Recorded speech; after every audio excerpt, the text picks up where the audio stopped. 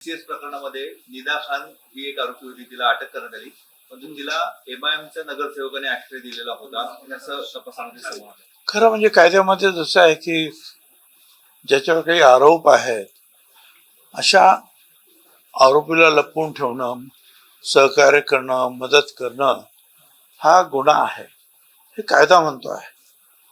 आणि असं काही असेल तर पोलीस त्याचं कॉग्निझन्स घेतील, घ्यायला हवा. हे प्रकरण आता धर्मांतरावर राजकारणाच्या दिशेने जाते असं एकंदरीत चित्र आहे. का मला नाही त्या राजकारण, त्याच्यामध्ये राजकारण काय आहे? असं आहे की कुठल्याही पक्षाचा एखादा कार्यकर्ता, नगरसेवक अशा प्रकारची कुणालाही काहीतरी मदत करतो आणि गोत्यामध्ये येतो, तेवढंच. त्याच्यामुळे तो सगळा पक्ष आला गोत्यात असं मला वाटत नाही. त्या पक्षातर्फे काही स्टेटमेंट आहे का, पक्षाच्या त्या प्रमुखांबरोबर काही स्टेटमेंट आहे का या संपूर्ण प्रकरणात? तर नाही. तो व्यक्तिगत प्रश्न आहे त्याचा आणि पोलीस त्याबद्दल निश्चितपणे त्याच्यावर कारवाई करतील. शरद पवार गटाचे जे प्रवक्ते आहेत विकास लवांडे यांच्यावर शाईफेक करण्यात आलेली आहे. त्यांनी वारकरी संप्रदायाबद्दल जे वक्तव्य केलं त्याच्याबद्दल मला असं वाटतं कोणावर काही शाई फेकणं वगैरे जे आहे नाही थांबलं पाहिजे. कारण कधी जर ते डोळ्यात गेलं आणि ते केमिकल जर खराब काय असेल त्या शाईमधलं तर डोळे सुद्धा जाण्याची भीती जी आहे डॉक्टर सांगत असतात. पण एक आहे की आपण सुद्धा बोलत असताना वारकरी संप्रदाय जो आहे हा फार मोठ्या प्रमाणामध्ये आहे आणि प्रत्येक ठिकाणी काही वेगवेगळी विचाराची माणसं असतात.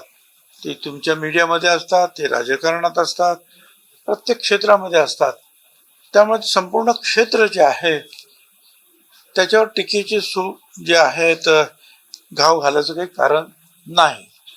आणि असं जर असेल तर त्याला सुद्धा उत्तर देताना ही सगळी वारकरी मंडळी असतील किंवा काय ती हुशार आहेत, त्यांनी जे आहे त्या पद्धतीने उत्तर दिलं पाहिजे. शाई फेकणं वगैरे वगैरे मला तरी ते काही पटत नाही. असं एक करू नये. किंवा वारकरी संप्रदाय जो शांततेसाठी ओळखला जातो त्याने एवढं हातगाईवर येऊन अशा गोष्टी करू नये. त्याचा प्रतिवाद करावा त्यांनी, असं मला वाटतं. पश्चिम बंगालमध्ये भाजपची पहिल्यांदाच सत्ता येते. आज ते मुख्यमंत्री शपथविधी घेत आहेत. आपण कसं बघतात गेल्या काही वर्षाचं पश्चिम बंगालचं राजकारण? काही काय असेल ना, परंतु आज जवळजवळ 20-25 वर्षानंतर तिथे भाजपचं सरकार आलंय. त्यासाठी भाजपने खूप कष्ट सुद्धा घेतले. तर मला माहिती आहे की मुंबईतले सुद्धा अनेक भाजपचे कार्यकर्ते तिथे जाऊन काम करत होते. बरं, तो डिफरन्स जो पडलेला आहे भाजप आणि ममता दिदी हा प्रचंड मोठा डिफरन्स आहे. तो 10, 20, 25 का असता तर काहीतरी त्याला अर्थ होत. पण एवढा डिफरन्स पडला डबल टिबल मतांचा की सरळ सरळ जो आहे भाजपचा विजय झाल्यासारखं दिसतोय.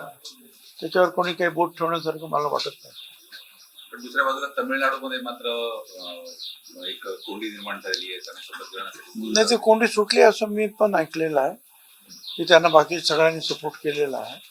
त्यांचे एक लोक 2 लोक जे निवडून आले त्याच्यामुळे तो मॅजिक फिगर जो आहे तो पूर्ण झालेला आहे. आणि लवकरच त्यांचा सुद्धा जे आहे TVKचं काय नाव विजय थलपती यांचा शपथविधी होईल असं वाटतं मला.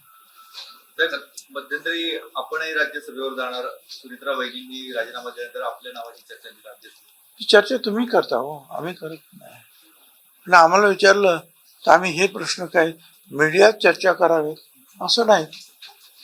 आम्हाला जेव्हा विचारलं जाईल एकत्र बसून सुनित्राताई वगैरे त्यावेळेला आम्ही चर्चा करू. मीडियामध्ये चर्चा करण्याचा हा प्रश्न नाही. पक्षपातळीवर अद्याप काही चर्चा झालीच नाही. आताशी तर त्यांचा राजीनामा झालेला आहे. त्याच्यानंतर आज ते बंगालमध्ये गेलेले आहेत शपथविधीसाठी वगैरे. तर त्यांच्या वेळेप्रमाणे जे आहे त्याप्रमाणे मीटिंग होतील. तुमची स्वतःची इच्छा आहे का जाण्याची? मला नाही माहिती, अजून विचारलं नाही मी. मला नाही, माझी इच्छा आहे की नाही मला विचारलं नाही मी अजून.